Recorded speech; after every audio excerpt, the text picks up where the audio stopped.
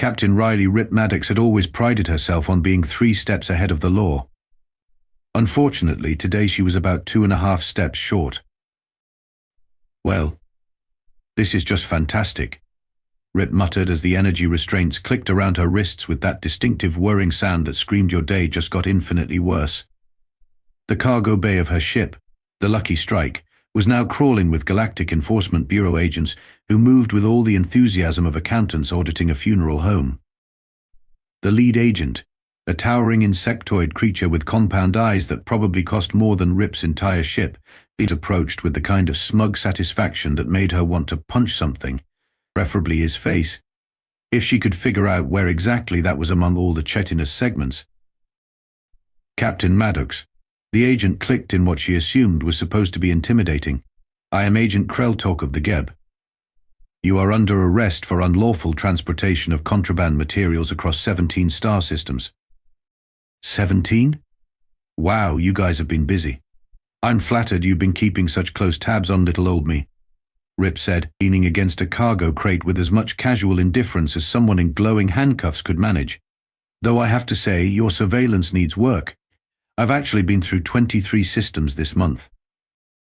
Krel'tok's mandibles clicked in what she interpreted as alien annoyance. Good. If she was going down, she might as well irritate the bug while she was at it. "Your flippant attitude will not serve you well in the courts of Zephyria Prime, human," Krel'tok said. "Somehow managing to make human sound like something you'd scrape off your shoe. Your species' reputation for reckless behavior and primitive thinking precedes you." "Primitive thinking? Listen here, Bug Boy. Agent Krel'tok will suffice." "Agent Bug Boy, then.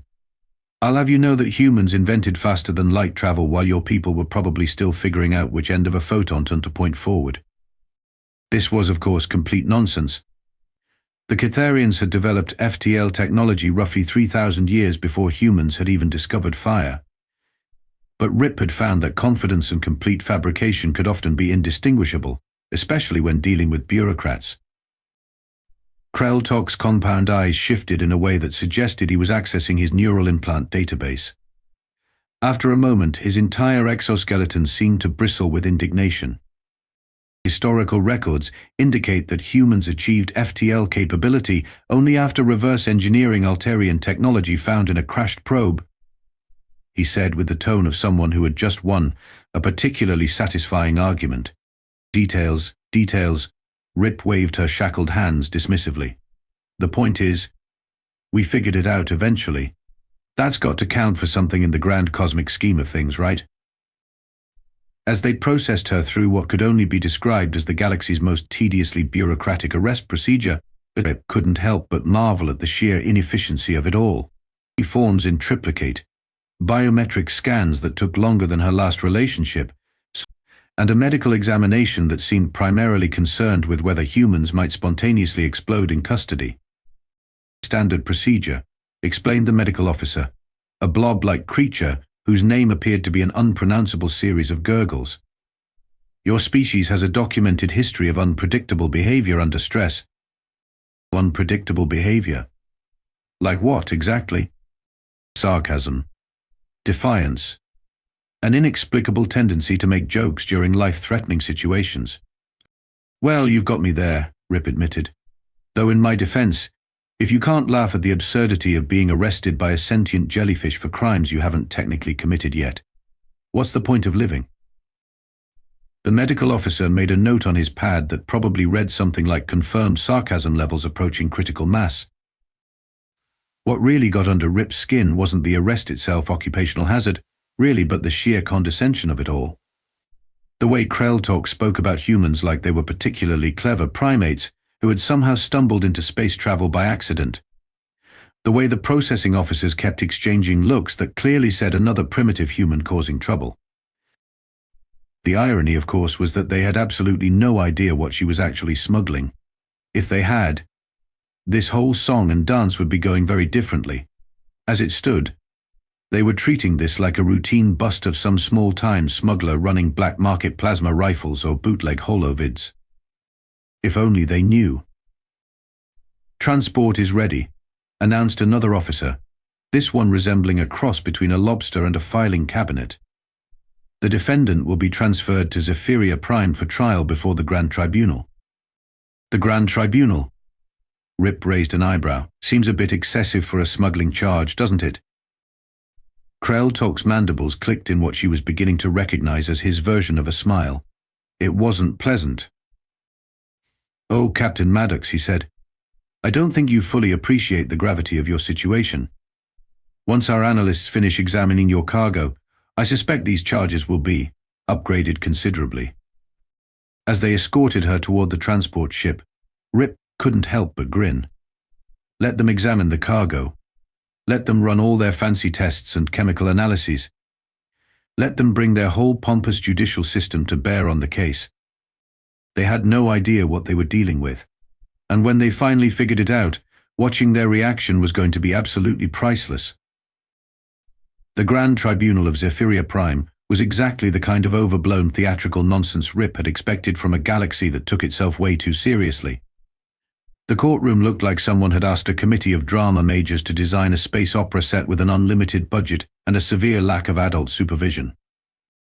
Floating witness stands hovered in perfect geometric patterns around a central platform where Judge Vexara presided from what could only be described as a throne made of crystallized light and pretension.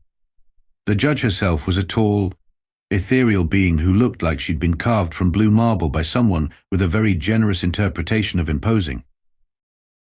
"Behold," wheezed the slug-like creature sitting next to Rip, the majesty of galactic justice. This was Blurble, her court-appointed defender, whose qualifications for legal representation appeared to be limited to has attended law school and is technically alive. The fact that he left a trail of viscous slime wherever he went was just an added bonus.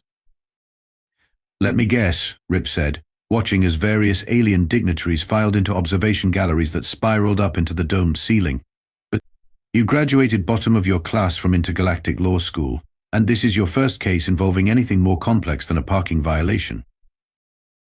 "Actually," Blurble said with wounded pride, "I was middle of my class, and I've handled several noise complaints."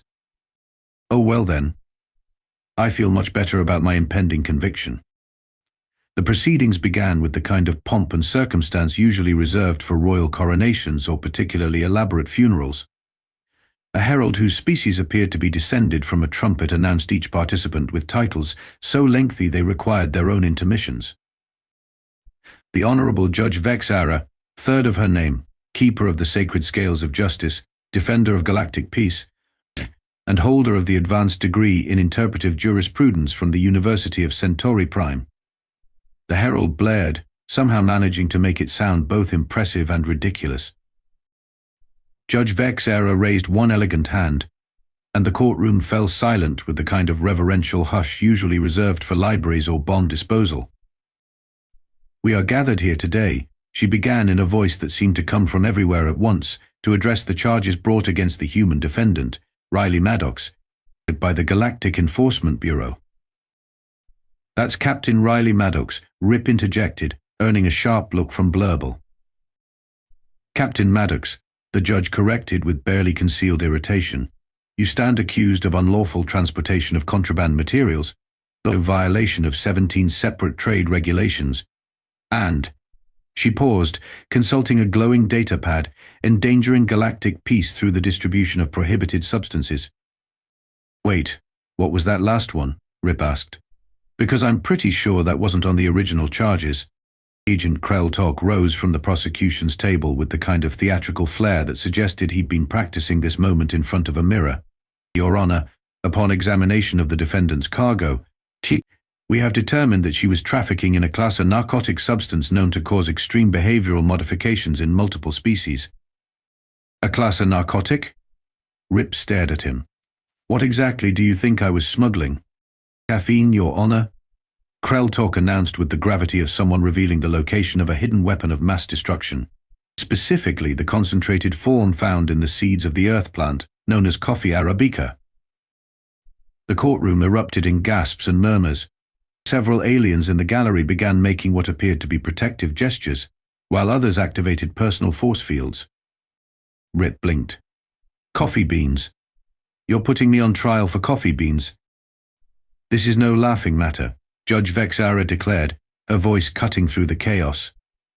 Caffeine is a documented psychoactive stimulant that causes dangerous behavioral changes, including increased aggression, paranoia, and in some cases, complete loss of rational thought. Your Honor, Blurble wheezed, finally finding his voice. Perhaps we should consider the defendant's primitive cultural background. Humans may not fully understand the dangerous nature of the substances they consume. Rip turned to stare at her lawyer. Did you just call me primitive? Because I'm pretty sure that's not how defense attorneys are supposed to work. I'm trying to establish mitigating circumstances, Blurble explained, somehow managing to look hurt, despite having no visible facial features, so cultural ignorance is a valid defense. Cultural ignorance. I'll show you cultural ignorance. Order. Judge Vexara's gavel, which appeared to be made of crystallized sound waves, rang out across the courtroom. Agent Krel'tok, please present your evidence. What followed was perhaps the most ridiculous presentation Rip had ever witnessed, and she'd once seen a Centauri diplomat try to negotiate a trade agreement using interpretive dance. Krel'tok activated a holographic display that showed molecular diagrams of caffeine with ominous red highlighting, as if the chemical structure itself was somehow threatening. As you can see, he intoned, the substance creates immediate physiological changes in most known species. Heart rate increases, neural activity accelerates, and subjects report feeling artificially energized and alert. Oh no, Rip said with mock horror. Not alertness, anything but that. Furthermore, Krel'tok continued, ignoring her interruption, we have security footage showing humans under the influence of this substance displaying erratic and potentially dangerous behavior. The holographic display shifted to show what appeared to be surveillance footage from various space stations and planets. Rip watched in growing disbelief as the evidence played out. Humans walking slightly faster than normal, talking with animated gestures, and in one particularly damning piece of footage, a human woman appearing to enjoy her work while typing at a computer terminal. As you can clearly see, Krel'tok said, the subjects display unnatural levels of energy and focus. This footage was taken at 0800 station time, when most species would naturally be in a state of reduced activity. That's called being a morning person, you absolute walnut, Rip said. Captain Maddox, Judge Vexara warned, you will maintain proper courtroom decorum. Rip looked around the courtroom, taking in the floating jury of crystalline beings. The prosecutor, who looked like he'd escaped from a nature documentary about aggressive insects, and her lawyer, who was literally leaving a slime trail on the floor. Right, she said. Proper decorum. Got it. This was going to be a very long trial. The prosecution's case against Coffee was, Rip had to admit, impressively thorough in its complete misunderstanding of basic human biology. Agent Krel'tok had apparently spent considerable time and taxpayer credits building what amounted to a conspiracy theory about humanity's relationship with caffeinated beverages. The evidence shows a clear pattern, Krel'tok declared, gesturing at a holographic timeline that made coffee consumption look like a galactic invasion plan. Humans began widespread use of this substance approximately 1,200 Earth years ago, and their expansion into space coincided directly with increased caffeine dependency. Correlation does not imply causation, Rip pointed out, earning another warning glare from Judge Vexara. Furthermore, the prosecutor continued, analysis of human ships consistently shows evidence of caffeine residue in command centers, suggesting that pilots operate their vessels while under the influence of this stimulant. The holographic display shifted to show chemical traces found on various human spacecraft, highlighted in alarming red graphics that made it look like evidence of biological warfare. Your Honor, Blurble wheezed from beside her, perhaps my client would like to explain the cultural significance of this beverage ritual. Cultural significance. Rip stared at him. It's coffee, not a religious ceremony. Many humans treat it as such, Blurble said with what she assumed was supposed to be legal wisdom. The ritualistic preparation, the ceremonial consumption, the gathering of individuals around the sacred brewing apparatus. It's a coffee maker, not a sacred anything, Rip interrupted, and people gather around it because that's where the coffee is. Judge Vexara raised her hand for silence. Agent Krel'tok, do you have additional evidence to present? Indeed, Your Honor. If I may direct the court's attention to security footage Exhibit 7. The hologram flickered to life with what appeared to be surveillance footage from a human space station cafeteria. The timestamp showed early morning hours, and the scene looked like something out of a horror movie if you had absolutely no understanding of human behavior.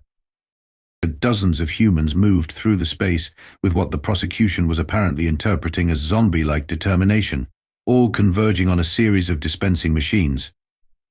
They stood in orderly lines, made their selections, and then proceeded to consume the dark liquid with expressions of obvious satisfaction. Note the compulsive behavior, Krel'tok narrated with the tone of a nature documentary describing predator feeding patterns. The subjects are clearly driven by chemical dependency to seek out the substance, regardless of social barriers or personal safety. Personal safety. Rip looked at the footage again. They're standing in line for coffee. The most dangerous thing happening in that video is someone might have to wait an extra minute for their latte. Observe Subject 7. Krel'tok continued, highlighting a woman who was adding what appeared to be sugar to her cup. She consumes additional psychoactive compounds to enhance the effect of the primary substance. That's sugar, you maniac. It's a sweetener. Sugar, Judge Vexara consulted her notes, is another known human stimulant. The combination of these substances creates what can only be described as a chemical cocktail designed to alter natural behavioral patterns. The footage continued, showing humans taking their coffee to various workstations where they proceeded to engage in normal activities like reading, typing, and having conversations. To Rip, it looked like a perfectly ordinary morning in any human facility. To the aliens in the courtroom, it apparently looked like a documentary about mass chemical dependency. The most disturbing evidence, Krel'tok said, comes from our analysis of human productivity data. Facilities with high caffeine availability show productivity increases of up to 40% compared to baseline measurements. That's because coffee helps people focus, Rip said. It's not mind control, it's basic biochemistry. The defendant admits that the substance alters cognitive function. Krel'tok pounced on her words. Your Honor, this is a clear admission of the narcotic properties of caffeine. I admit that coffee helps people wake up in the morning, which is about as controversial as admitting that water helps people not die of thirst. Judge Vexara leaned forward, her crystalline features reflecting the courtroom's dramatic lighting in a way that was probably supposed to be intimidating. Captain Maddox, are you claiming that humans require this substance for normal biological function? Not require, exactly, but... Because if that is the case, the judge continued, then we are dealing with a species that has evolved chemical dependency as a biological necessity. Such a species would, by definition, be considered unstable and potentially dangerous to galactic peace. Rip felt the trap closing around her. If she admitted that coffee was important to human function, they'd classify humanity as chemically dependent and potentially ban human participation in galactic civilization. If she denied it, she'd be admitting to trafficking dangerous narcotics for profit. Your Honor, she said carefully, coffee is a normal part of human culture. We've been drinking it for centuries without any significant problems. No significant problems. Krel'tok activated another holographic display. Our research indicates that humans deprived of caffeine experience withdrawal symptoms, including irritability, fatigue, and cognitive impairment. That's not withdrawal, that's called being tired. Furthermore, the prosecutor continued, humans under the influence of caffeine display increased physical coordination, enhanced reaction times, and improved problem-solving abilities. These are not natural enhancements. So you're prosecuting me because coffee makes people better at stuff. I am prosecuting you because you are trafficking a substance that artificially enhances human capabilities beyond their natural limitations. In the wrong hands, such enhancements could pose a significant threat to galactic stability. The courtroom erupted in murmurs of agreement. Several jury members activated personal defense systems. apparently now convinced that Rip represented some kind of enhanced human super soldier program. "This is insane," Rip said, looking around the room at faces that ranged from fearful to disgusted. "You're afraid of coffee. You're literally afraid of coffee." "We are concerned," Judge Vexara corrected, "about a substance that appears to transform humans from their natural state into something more dangerous and unpredictable." "More dangerous? Have you seen what humans are like before coffee? Trust me, you want us caffeinated." But as she looked around the courtroom at the sea of alien faces, all staring at her with mixtures of fear and revulsion, Brett began to realize that this wasn't just about coffee anymore. This was about humanity's place in the galaxy, and whether a species that needed chemical assistance to function at full capacity had any place among the stars. The prosecution was building a case that would classify humanity as inherently unstable, chemically dependent, and potentially dangerous to galactic civilization. And her idiot lawyer was about as useful as a chocolate teapot in a plasma furnace. Time for a new strategy. "Your Honor," Rip said, standing up before Blurble could wheeze out another culturally insensitive defense, "I'd like to dismiss my current counsel and represent myself." The courtroom fell silent, except for the sound of Blurble's surprised gurgling. Judge Vexara's crystalline eyebrows, or what passed for eyebrows on her species, rose in what appeared to be surprise. "Captain Maddox, that is highly irregular. Galactic law requires representation by a qualified legal professional." "With all due respect to the court," Rip said, "and to my esteemed colleague here who I'm sure has handled many successful noise complaints, I don't think anyone in this room actually understands what they're prosecuting me for." Agent Krel'tok's mandibles clicked in irritation. "The charges are quite clear, defendant. You were trafficking a class of narcotic with intent to distribute across multiple star systems." "See, that's exactly what I mean," Rip said, beginning to pace in the small area her restraints allowed. "You keep using the word narcotic like you actually know what it means. But everything you've presented as evidence suggests you think coffee is some kind of performance-enhancing superdrug that turns humans into unstable maniacs." "The evidence speaks for itself," Krel'tok replied stiffly. "The evidence speaks for your complete misunderstanding of human physiology," Rip shot back. "You've taken normal human behavior, filtered it through your own species' biological assumptions, and created a conspiracy theory that would be hilarious if it wasn't about to get me sentenced to a galactic prison colony." Judge Vexara tapped her crystalline gavel. "Captain Maddox, do you have a point to make, or are you simply wasting the court's time?" "I have a proposal, Your Honor. A way to settle this entire matter scientifically and definitively." "I'm listening." Rip took a deep breath. This was either going to be brilliant or get her convicted of contempt of court on top of everything else. The prosecution's entire case rests on the assumption that caffeine is a dangerous substance that transforms humans into something unnatural and threatening. They've shown you footage of humans drinking coffee and claimed it proves we're chemically dependent monsters. They've presented molecular diagrams like they're blueprints for weapons of mass destruction. "These are documented facts," Krel'tok interjected. "They're documented misinterpretations," Rip corrected. "Your Honor, I propose a simple demonstration. Let me show this court exactly what coffee does to a human being. Let me consume the substance in question, right here, right now, in front of everyone. So you can see for yourselves whether I transform into the dangerous enhanced individual the prosecution claims." The courtroom erupted in shocked murmurs. Several jury members activated additional defensive systems, apparently convinced that Rip was proposing to demonstrate her transformation into some kind of caffeine-powered berserker. "Absolutely not," Agent Krel'tok said immediately. "Your Honor, allowing the defendant to consume a class of narcotic in the courtroom would be extremely dangerous to everyone present." "Dangerous how?" Rip asked. "What exactly do you think is going to happen? Do you think I'm going to spontaneously develop superpowers and start throwing people around?" "The prosecution has clearly established that caffeine causes unpredictable behavioral changes," Judge Vexara said. "Mason, allowing such a demonstration would be irresponsible." "Your Honor," Rip said, "with respect, The prosecution has established that they don't understand the difference between alert and dangerous. They've shown you footage of humans doing normal human things and claimed it was evidence of narcotic influence. The only way to prove them wrong is to show you what coffee actually does. She could see the judge considering it. The theatrical nature of the entire proceedings worked in her favor here. A dramatic courtroom demonstration was exactly the kind of thing that would appeal to the Galactic Tribunal's sense of drama.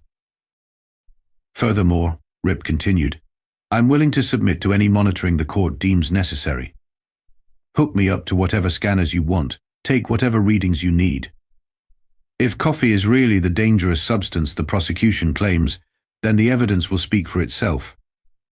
And if it proves the prosecution's case, Judge Vexvara asked, then I'll plead guilty to all charges and accept whatever sentence the court deems appropriate. The courtroom fell silent.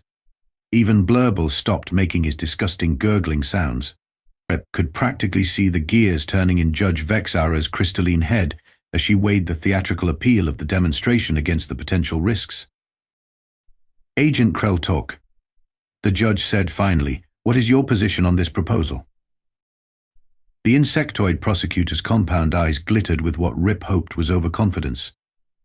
Your Honor, if the defendant wishes to demonstrate the dangerous effects of caffeine consumption in front of this court, I see no reason to object. The evidence will only strengthen our case. Very well, Judge Vexvara declared. The court will allow this demonstration under strict monitoring conditions. Bailiff, please prepare the courtroom sensors for biological monitoring. And medical staff, stand by for emergency intervention if necessary. As the court staff began setting up an impressive array of scanning equipment around her position, Rip allowed herself a small smile. The aliens were so convinced that coffee was dangerous that they were literally preparing for a medical emergency. They had no idea what they were about to witness, but they were going to learn exactly why humanity had conquered half the galaxy while running on nothing but caffeine and spite. Bailiff, she said, I'm going to need you to bring me my cargo, specifically about 2 pounds of those dangerous narcotics and something to brew them in. 2 pounds? Judge Vexvara looked alarmed. Surely that's an excessive amount for a simple demonstration. Your Honor, Rip said with a grin that probably looked slightly manic, you wanted to see what coffee does to a human. I'm about to show you what happens when a human really needs to get something done. The brewing apparatus they'd provided was primitive by human standards, basically a glorified hot water dispenser with a filter attachment, but it would serve Rip's purposes. As the rich aroma of coffee began to fill the courtroom, she noticed several aliens in the gallery activating additional filtration systems on their breathing apparatus. Are they seriously afraid of coffee smell? She asked the bailiff, a crystalline being who appeared to be made of ambulatory quartz. Airborne particulates from psychoactive substances can be absorbed through respiratory systems, the bailiff explained in a voice like wind chimes in a hurricane. Standard safety protocols. Right, safety protocols. For coffee. The medical monitoring equipment they'd attached to her was impressive, even by human standards.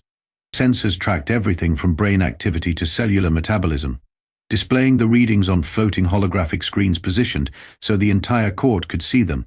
Currently, they showed baseline human readings, which apparently looked alarming enough to several species that they'd activated personal force fields. Beginning demonstration, Rip announced, lifting the first cup of coffee to her lips. The courtroom fell silent except for the humming of monitoring equipment and the soft clicking of Agent Krel'tok's mandibles. Every alien eye, compound or otherwise, was focused on her as she took that first sip. The monitoring screens immediately began showing changes. Heart rate increased slightly, neural activity spiked, and several metabolic indicators shifted into what the medical staff apparently considered concerning ranges. Subject shows immediate physiological response to substance ingestion, announced the medical officer, recommending termination of experiment if readings exceed safe parameters. Define safe parameters, Rip said, taking another sip. The coffee was actually pretty good, despite being brewed with equipment that looked like it had been designed by someone who had never seen coffee beans before. Heart rate increase of more than 15% above baseline, neural activity exceeding normal cognitive ranges, or any indication of behavioral modification. It nearly choked on her coffee. Behavioral modification? You mean like thinking more clearly? She finished the first cup and immediately poured a second one. The monitoring screens were now showing readings that had several aliens in the gallery moving toward the exits. The subject's neural activity has increased by 23% above baseline, the medical officer reported. Brain chemistry shows elevated levels of dopamine and norepinephrine. Those are neurotransmitters, Rip explained to the court while pouring her third cup. They help with focus and alertness. You know, thinking better. Problem solving, a basic cognitive function. Abnormal cognitive enhancement, Agent Krel'tok corrected. The defendant is demonstrating exactly the kind of artificial performance improvement we've been warning about. Artificial? Rip laughed, downing the third cup and reaching for the fourth. This is completely natural. This is what humans are supposed to function like. And she wasn't lying. As the caffeine hit her system, Rip felt that familiar sharpening of focus that every human knew and loved. The world became clearer, problems became more manageable, and solutions started presenting themselves with crystalline clarity. "Your Honor," she said, now speaking noticeably faster as she moved on to her fifth cup.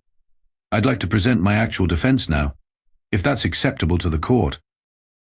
The defendant's speech patterns have accelerated significantly, the medical officer noted with obvious concern.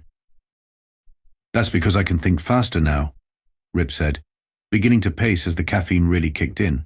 Which brings me to the fundamental flaw in the prosecution's case. They've assumed that coffee makes humans behave abnormally, but they've never actually established what normal human behavior looks like. She gestured at the monitoring screens, which were now showing readings that had several jury members backing away despite their protective barriers. "Agent Krel'tok has shown you footage of humans drinking coffee and claimed it was evidence of dangerous dependency. But here's what he didn't tell you, those humans weren't abnormal. They were normal. Coffee doesn't make us into something we're not, it makes us into what we're supposed to be." The sixth cup went down easy, and Rip was now moving with the kind of fluid precision that came with peak human performance.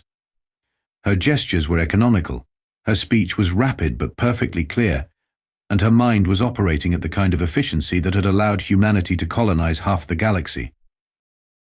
The prosecution wants you to believe that humans are naturally slow, sluggish, and cognitively impaired, and that coffee transforms us into something dangerous. But they've got it completely backwards. She was on her seventh cup now, and the monitoring equipment was registering readings that were causing actual alarm bells to sound somewhere in the courthouse.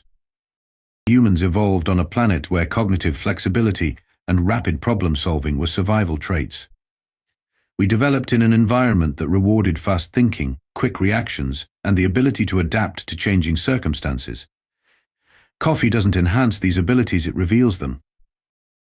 The defendant's cognitive processing speed has increased by 47%, the medical officer announced, now sounding genuinely panicked. Motor coordination has improved beyond normal human parameters. Beyond normal. Rip laughed, polishing off the eighth cup and pouring number 9. "This is normal for a properly caffeinated human. You want to see abnormal? Look at security footage of humans before coffee. Look at us stumbling around, moving slowly, thinking through mental fog. That's what impaired humans look like." She turned to face Agent Krel'tok directly, and even through his compound eyes, she could see something that might have been fear. "Agent Krel'tok, you've built your entire case on the assumption that enhancement equals danger. But you've never stopped to ask what humans are like when we're operating at full capacity. You've never considered that maybe, just maybe, the species that went from inventing fire to conquering interstellar space in less than 10,000 years might be naturally designed for this level of performance." The ninth cup was history, and she was already reaching for the 10th. The monitoring screens were now showing readings that were causing evacuation alarms to sound in the background. "Your Honor," she said, her voice cutting through the chaos with laser precision, "I submit that the prosecution has presented no evidence of dangerous behavior, only evidence that they don't understand human biology. They've shown you humans performing normal activities and claimed it was proof of narcotic influence. They've documented improved cognitive function and called it artificial enhancement. She downed the 10th cup and set it down with a decisive click. But here's what they can't explain. If coffee is such a dangerous, addictive narcotic, why hasn't humanity destroyed itself with it? We've been drinking coffee for over 1,000 years. We've built an interstellar civilization while consuming this substance daily. We've made first contact with dozens of species, established peaceful trade relationships, and contributed to galactic stability, all while allegedly under the influence of a class A narcotic. The courtroom was now in complete chaos, with aliens evacuating and emergency systems activating, but Judge Vexera remained in her seat, staring at Rip with what might have been fascination. "Oh, the answer is simple," Rip continued, completely unaffected by the pandemonium around her. "Coffee isn't a dangerous drug. It's fuel for human performance, and you're about to find out exactly what a properly fueled human can accomplish." What happened next would be remembered in galactic legal circles as either the greatest courtroom performance in history or the most spectacular case of prosecutorial incompetence ever recorded. Now operating at peak human cognitive capacity thanks to approximately a gallon of coffee, it systematically dismantled the prosecution's case with the precision of a surgeon and the enthusiasm of someone who had just discovered they could think at light speed. "Agent Krel'tok," she began, her voice cutting through the chaos like a plasma torch through tissue paper. "Let's talk about your evidence. Specifically, let's talk about the chain of custody for the surveillance footage you presented as Exhibit 3 through 7. The insectoid prosecutor's mandibles clicked nervously. "The chain of custody is properly documented, and—" "Is it, though?" Rip interrupted, pulling up holographic displays with movements so fluid they seemed choreographed. "Because according to your own documentation, the footage from Station Kepler 442 was collected by Officer Zenth Ake on the 15th of Galactic Standard Month 7. But Station Kepler 442's official logs show that Officer Zenth Ake was on medical leave that entire week following an unfortunate incident involving Regalian food poisoning." That's impossible," Krel'tok stammered, his compound eyes darting to his datapad. "Oh, it gets better," Rip continued, now accessing the courthouse's own database with typing speed that was making the court reporter's recording equipment smoke. "The chemical analysis you presented as evidence of widespread caffeine contamination. It was performed by Laboratory 7 on Centauri Station. Laboratory 7, that was shut down 3 months ago for falsifying test results in the notorious Andromedan spy scandal." Judge Vexera leaned forward, her crystalline features reflecting the holographic evidence displays in prismatic rainbows. "Prosecutor Krel'tok, do you have an explanation for these discrepancies?" But Rip wasn't done. She was operating in what could only be described as legal hyperdrive, her caffeine-enhanced mind making connections faster than a quantum computer solving pi.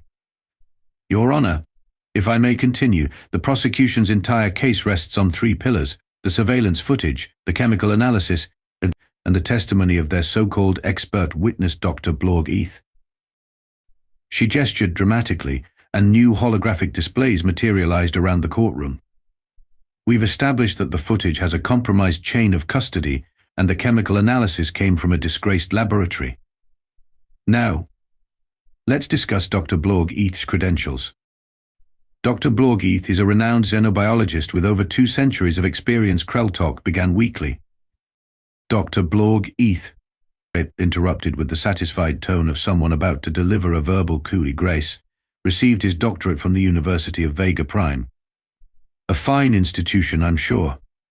Unfortunately, according to the Galactic Academic Registry, the University of Vega Prime has never offered a degree in xenobiology. In fact, they're exclusively a school of interpretive dance and emotional pottery." The courtroom erupted. Several spectators began what appeared to be applauding, though with some species it was difficult to tell if they were clapping or having seizures. Judge Vexera's crystalline form began glowing with what Rip had learned was the Altarian equivalent of barely suppressed laughter. "Furthermore," Rip continued, now pacing with the energy of someone who had consumed enough caffeine to power a small starship. The prosecution claims that my client's coffee shop represents a clear and present danger to galactic society. They've presented no evidence of actual harm, no documented cases of caffeine-related incidents, and no credible scientific basis for their claims about human physiological responses to coffee. She paused for effect, though given her current state of stimulation, pausing was relative.